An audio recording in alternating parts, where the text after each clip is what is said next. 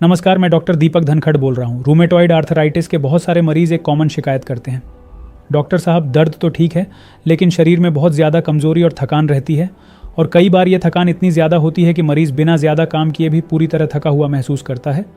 अब यहाँ एक बहुत ज़रूरी बात समझनी है, आरए में फटीग सिर्फ कमज़ोरी नहीं है, ये इस बीमारी का एक कोर सिम्टम है। इसका मतलब क्या है? इसका मतलब ये है कि आपका शरीर अंदर ही अंदर लगातार एक लड़ाई लड़ रहा है। इम्यून सिस्टम लगातार एक्टिव है, इन्फ्लामेशन बना हुआ है और इसी प्रोसेस में बॉडी की एनर्जी कंज्यूम होती रहती है। अब इसे आसान भाषा में समझिए, जैसे अगर आपके फ़ोन में बैकग्राउंड में बहुत सारे ऐप्स चल रहे हों तो बैटरी जल्दी ड्रेन होती है, वैसे ही आरए में शरीर के अंदर इन्फ्लामेशन लगातार चल रहा होता है और आपकी एनर्जी धीरे धीरे खत्म होती रहती है।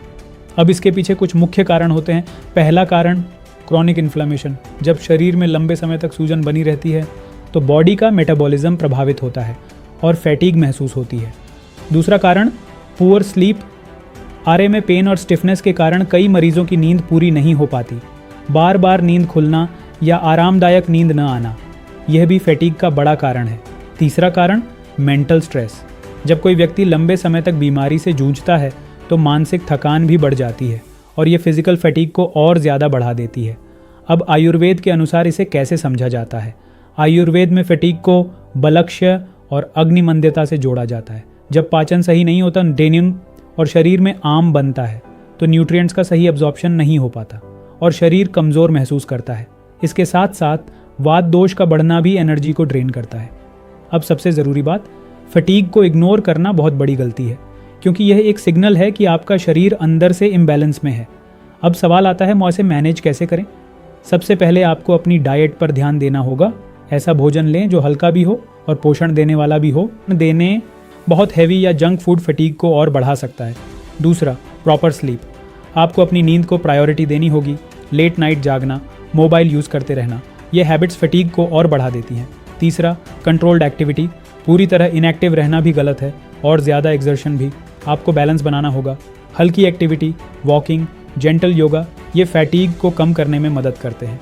चौथा, stress management, deep breathing, meditation या शांत वातावरण, ये सब आपकी मेंटल और फिजिकल एनर्जी को रिस्टोर करने में मदद करता है। अब एक प्रैक्टिकल बात, आरए में फटीग ओवरनाइट ठीक नहीं होती। ये धीरे धीरे इंप्रूव होती है जब आपका ओवरऑल इन्फ्लेमेशन कंट्रोल में आता है और बॉडी बैलेंस में आती है, तभी एनर्जी लेवल भी बेहतर होता है। इसीलिए पेशेंस बहुत ज़रूरी है। अगर आप अपनी बॉडी के सिग्नल्स को समझते हैं और सही तरीके से रिस्पॉन्ड करते हैं तो फटीग को काफ़ी हद तक कंट्रोल किया जा सकता है। अब अगले भाग में हम बात करेंगे आरए में हाथों और उंगलियों को कैसे बचाएं, ग्रिप स्ट्रेंथ कैसे इंप्रूव करें, क्योंकि आरए में सबसे पहले असर हाथों पर ही दिखता है। धन्यवाद। The award for most profound Ayurveda practitioner in Delhi goes to Dr. Deepak Dhankar. Ayurvedic kidney specialist Dr. Deepak Dhankar, ladies and gentlemen, is the founder and director of Dhanvantri Ayurveda.